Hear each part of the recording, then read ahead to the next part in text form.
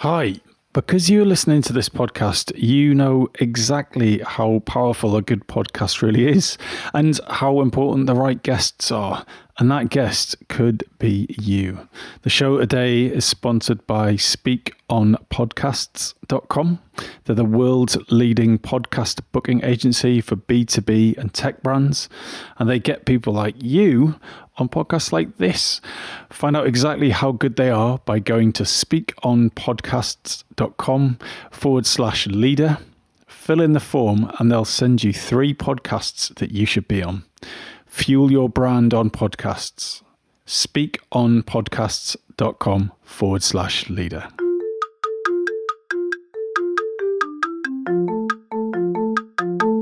Hello and welcome to the Shiny New Object podcast. My name is Tom Ollerton. I'm the founder of Automated Creative, and this is a weekly podcast where leaders of the industry discuss the future of the business, and so we can get a sense of their insight and their vision. And this week is no different. I'm on a call with Paul Ward, who is Global CEO, Havas Studios. Now, Paul, for those in the audience who don't know who you are and what you do, could you give us an overview? Sure. Morning, Tom. Thank you. Thank you again for inviting me along today. What do I do? So I'm the CEO of Havas Studios, which is an exciting production agency that we set up within the Havas business. I'm not going to go on about it too long. Been talking about it for 5 years, been doing a test studio out of the UK for around 2 years, 3 years actually. But we have studios all over the world, and we did a joint venture partnership with an independent production business, which we announced a few months back. And now what we've done is bring all of our studios all over the world together, all sit under me, under one single P&L, and we're all working in the same tech stack, etc. So it's about having this standalone vertical production business that supports our agencies around the world, but also can look after and deal with clients directly. And I keep, the opportunity for me is to transform our creative agencies from within, because we have to become a business that makes far more than we manage currently. So, we were a business that was built around managing third parties and working with clients to create campaigns. It's much more now about being a studio, about being able to have the people in the business that can actually realize the creative idea and make it as much as anything else. And how did you end up doing that? What were the other jobs on the path to global CEO of Havas Studios? That's a good question. Well, I started off in production. I've been around in the business for a long time. I started off in production and worked for 15 years in production, I'd say, before I moved into kind of operational roles in the UK and then globally. So I've always had production in the heart, as it were. And for the last 5 years or 4 years, I've been the group COO of Havas in the UK. So working across, we've got 20 odd agencies in the business. I work across them all and work with the CEOs and the creative leads and the strategists from the business and make sure they all work together right and get the best out of the village, which is, we call the building that we have all of those agencies within the village. And it's about, getting the best out of it. So that's been my job for the last 5 or 4 years. But then recently we've started to look at how we can expand this global production offer.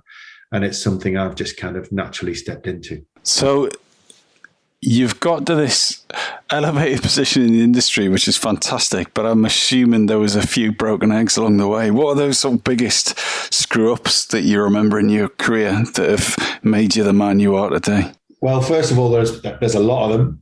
And I think that's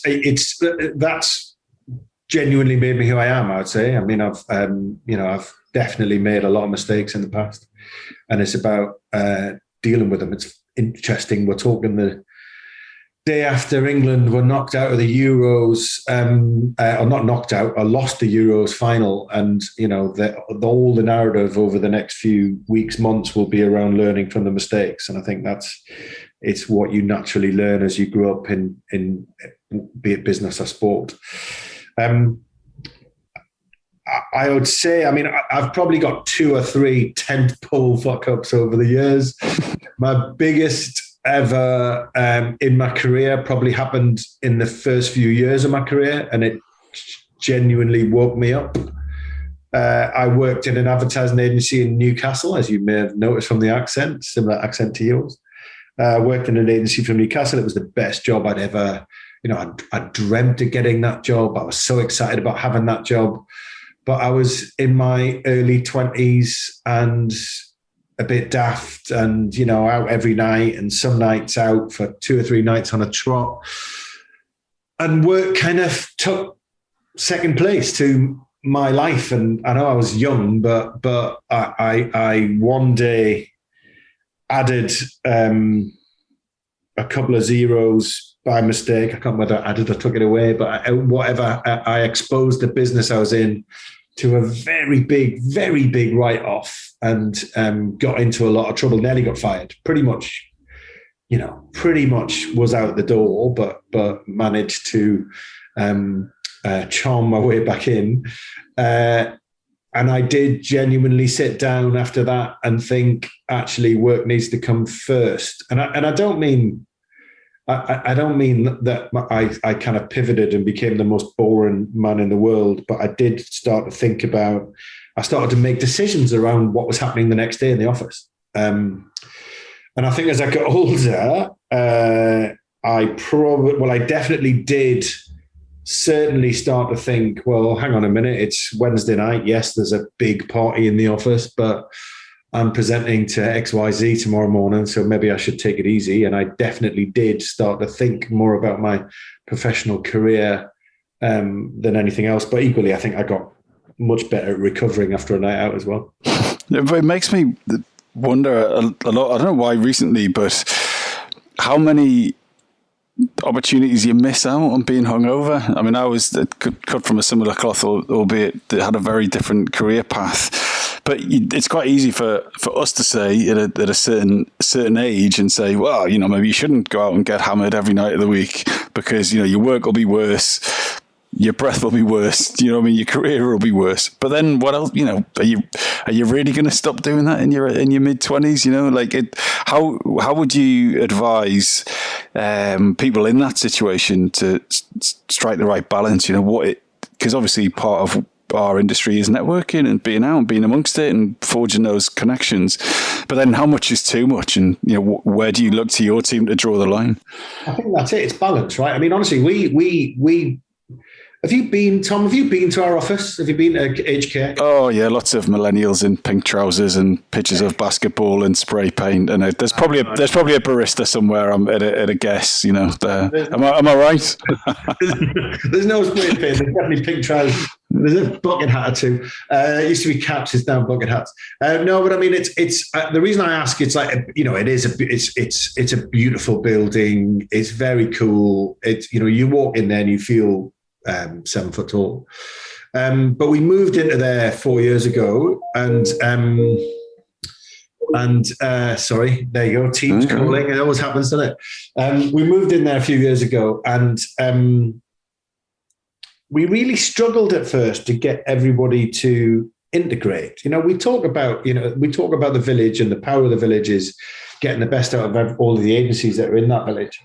But we really struggled. We were like, how can we get everyone to talk more and learn a bit more about what everybody does? And then we did a free bar, and then we couldn't stop everybody integrating.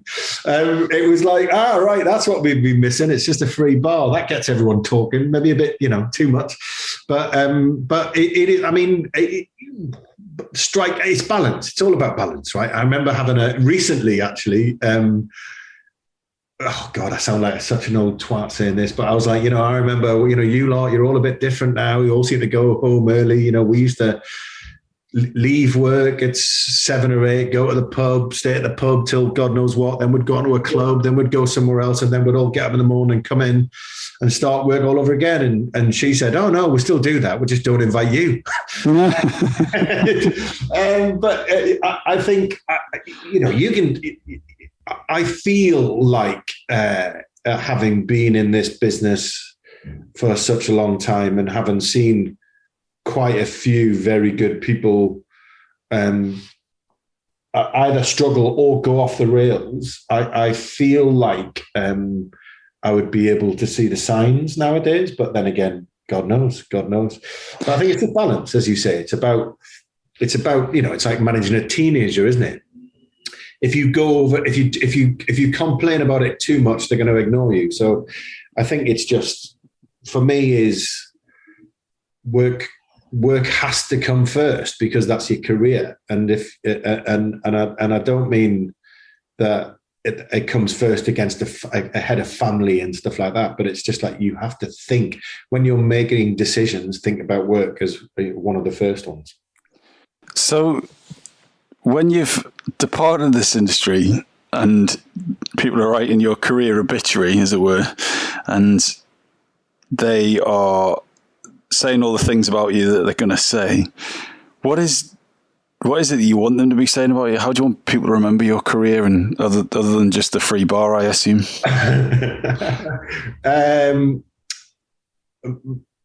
My old boss said to me, Gwyn Jones, who was the superstar CEO in BBH for many years, and I, worked for him and loved working for him. He put me into an operations job, in a management job, and said to me, "Don't ever change. The reason why I've put you in this job is for who you are. Don't think you have to be someone else." And that really resonated with me at the time, and because I was conflicted, because I was thinking, right, okay, I've got a different job now. Do I have to act differently? How am I meant to be? And I think it was such great advice, and I've definitely taken that and ran with it. In that I would like to think, when I finally leave this business, everyone will immediately forget me. But if anybody goes, "Remember that Wardy bloke?" That's the first thing, Wardy. Everyone calls me Wardy.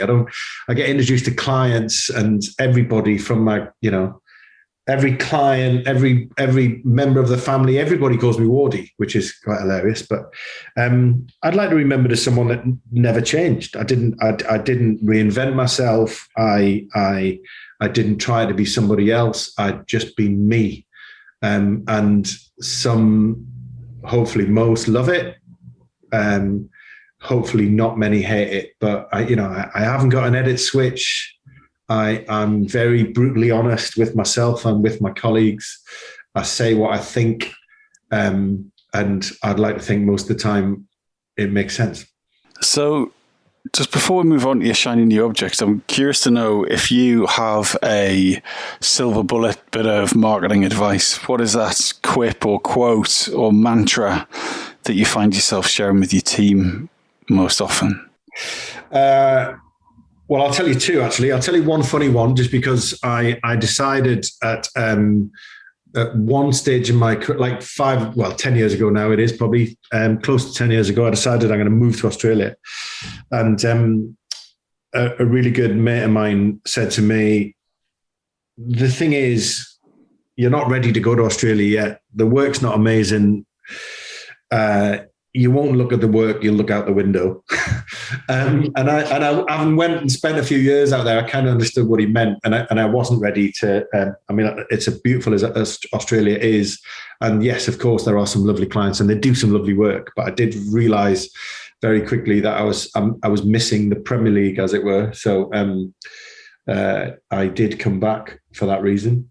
But I would say the best bit of advice I've ever had was probably given to me by Nigel Mail, who was the CFO of BBH, long-standing CFO of BBH. And he once explained to me how simple our business is.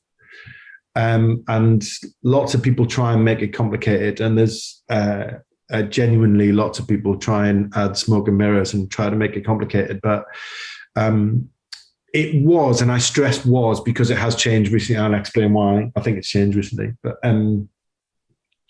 it was very, very simple. You got a scope of work, you built a team, you managed that team, and you made sure that team were utilized properly. If you did that, then good work came out of it, obviously key. But if you managed your scope well and good work came out of it, then it was a very simple and straightforward business. It just continued and it grew because more clients liked the work that you'd done, and you'd add more clients. And if you managed them correctly, then you'd grow as a business. If you had too big a team or took too long to do something or didn't make very good work, then you would shrink as a business. It's very, very simple and straightforward. It was about building a team and making sure you manage them well. Simple as that. It's become more complicated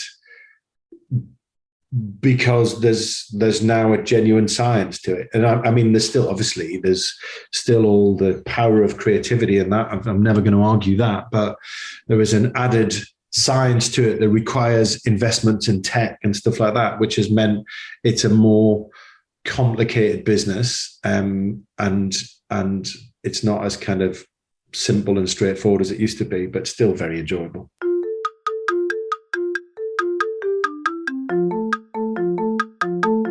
This episode of the Shiny New Object podcast is brought to you in partnership with Madfest. Whether it's live in London or streamed online to the global marketing community, you can always expect a distinctive and daring blend of fast-paced content, startup innovation pitches, and unconventional entertainment from Madfest events. You'll find me causing trouble on stage, recording live versions of this podcast, and sharing a beer with the nicest and most influential people in marketing. Check it out at www.madfestlondon.com.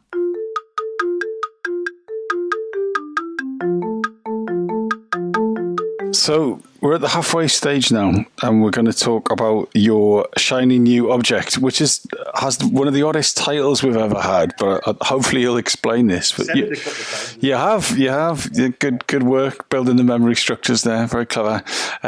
So your shiny new object is leveraging the village. What does that mean? Yes, and it's funny because I realised I said it a few times, because it's like, if you buy a VW camper, you suddenly see them everywhere. You and I talked about it, and then I've suddenly conscious that I said it a couple of times, and it's genuinely not a sales pitch. And it's probably not the best description of it, to be honest. I mean, we leverage the village all the time. We have a model around the world. Sorry, just be specific. What do you mean by that? Just in encapsulating what you mean by leveraging the village. Just let's get that. Yes. Okay. So we have a model around the world, which is our villages. So back in 2015, when we set up the London agency, or when we took over the London agency. We had agencies all across town in like 12 different places. We moved them all into one HQ in London, and then started to work on getting them to deal and work with each other better. And that's when you create the village, right? It's not just putting everyone in a building together, because that's not it. It's when you start to make sure that the people in the business work together. So we make sure that the experts, we work out what the expertise is in each of those agencies. We try and make them less generalist and more specialist. And then we get them to start to work with one another and cherry pick the best of each other. So a client can come in the front door and say, hello, I'm ex-client. I want a fully integrated team across these different areas. Can you do it? Yes, we can. We'll pull different people in. I say on a bungee rope. They pull in, work with the client a bit, then they go back to their job. So that's how we leverage the village. It's about the client doesn't have to appoint any one agency. They can appoint the building, and we just bring the experts in and out as we go. That's what I mean by leveraging the village. However, that's not my shiny new object, because that is what we do. That's what, if you go back and find, quotes from Chris Hurst or Yannick or any of our previous CEOs in the UK or anywhere in the world, they'll talk about, the village and about how we get the best of each other. What I've started to noodle with in recent times, and it's been since we started to build out this content business, is leveraging the power of the analytical side of the village and the data-driven side of the village and the data scientists and that bunch of people, which there are a lot of them in our business, and they sit in 5 or 6 different agencies. the very nature of their role means they are siloed within their business. You know, I'm very rarely as a client going to go, what I need is a data scientist from the CRM business and a data scientist from the media business to sit down together and try and work on this for me. We rarely get those briefs. But there's an opportunity in recent times, which is lots more of our clients are starting to go direct to consumer. They're wanting to build out their e-commerce sites and, you know, build their own rather than rely on the likes of Amazon and stuff like that. And they're wanting to drive and understand the performance of that content. And in a conversation with a client, which was around, you know, should we be working with you to build out a content studio that helps you create? If you're a client selling widgets, then you're trying to sell those widgets in the likes of Tesco's, but you're trying to sell them in Amazon, you're trying to sell them in your site, you're trying to sell them everywhere. And you know, the really good ones have got some branding across all of their elements of comms. So you look at their how-to videos, you look at everything that they do, and it all looks connected. It's all been thought about. It all looks similar. And that's like thousands of pieces of content. So I hadn't started having a conversation with a client around that. And then we got into quickly this kind of, but what if then that performance team then sat within that studio and really started to pull in data from everywhere? So not, you know, you've got clients going, yes, we're pulling in data from our social offering. Yes, you've got clients going, we're pulling in, you know, we've got a media team that are pulling in data from the media business. But what if we started to pull it in from their own sites, whatever we can get out of the likes of Amazon, whatever we can get from our media trading and buying teams, whatever we can get from our monitoring and social businesses, you know, what can we get from even down to which assets are different markets using and stuff like that. So it's about getting 4 or 5 experts from their own area who are all in data in that space and talking to each other. And we've never done it before. And we're starting to do it now. And there's something being, you know, we're building a shiny new object, which will be a proper content measurement tool. And I, you know, I mean, from various different angles. And I am very excited about it. I don't fully understand it yet, but I'm very excited about it. So I get the dream of pulling in all these people on bungee ropes and getting them together to come in and work periodically on an issue or a problem or a brief. And I get the idea that, well, it's kind of part of our business as well as helping clients with D2C.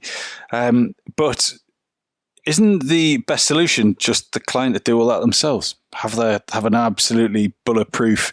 Essentially, it's an e-com team. Let's call it D2C. Let's just call it what it is. It's e-commerce, right? Which is the ability of getting some kind of product deal offer in front of someone and getting them to execute on that ask or that ad on a site somewhere. That's what it is. I think D2C, some sort of fancier description of it. But ultimately, if it is measurable.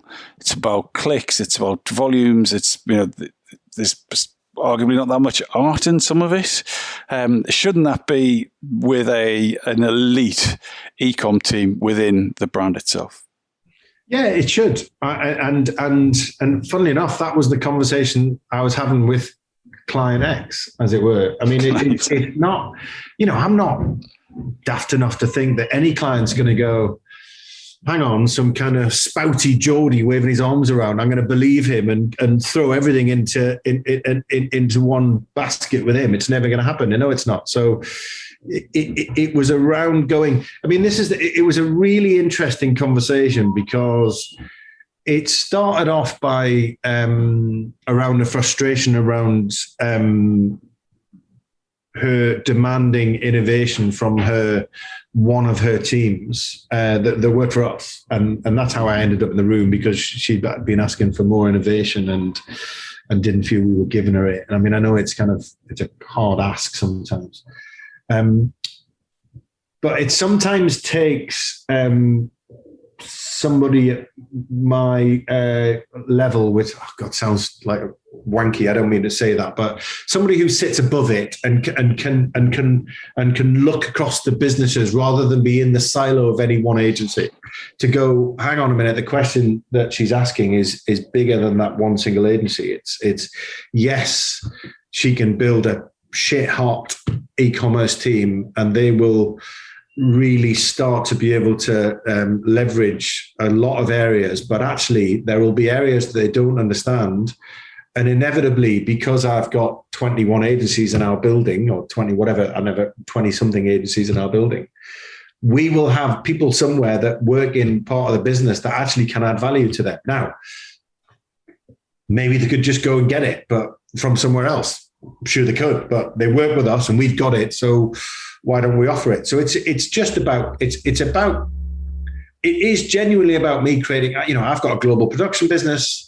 It's about content at scale. We're working with clients around creating meaningful content in all different mediums. The natural, I feel, offer for me is to create a content measurement tool that can sit across not just e-commerce, but across other areas of content. And that's how I've got into thinking about this. And that's why I'm trying to build my shiny new tool. So we're going to leave it there. So anyone who's listening to this podcast and they're dying to get in touch with you, how would you like them to do that? Oh, I forgot about this bit.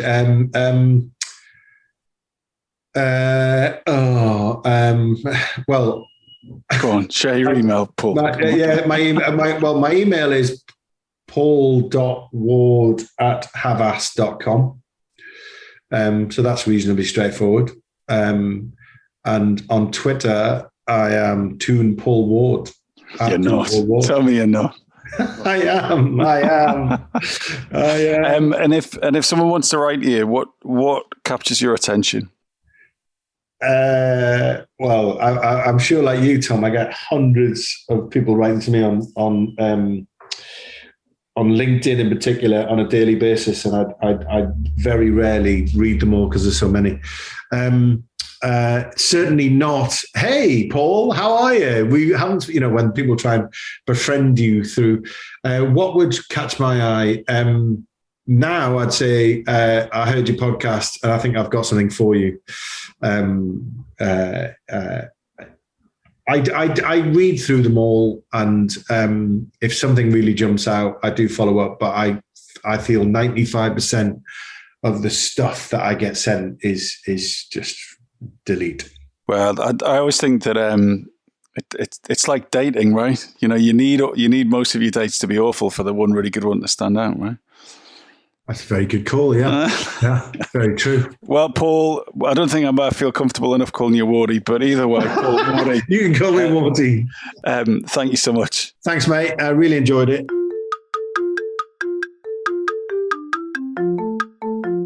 Hi, just before you go, I'd really appreciate it if you could take the time to write a review of the shiny new Object podcast on Apple Podcasts or iTunes, whatever it's called these days, or whichever podcast provider you use. We're an indie podcast, so it would go a long way for us if you could just share the word and give us a bit of a support on those channels. That'd just be fantastic. If you haven't got time, that's also cool. And yeah, if you could tell your colleagues about the podcast, and also, if possible, don't forget to subscribe. And I'd love to hear your feedback. If you'd like to speak on the podcast or be a guest, or you think I'm asking the wrong questions, anything, I'd be super interested to hear what you think. So please email me at tom@automatedcreative.net. That's TOM at, I'm not going to bother spelling it. Anyway, you'll work it out. Thanks so much.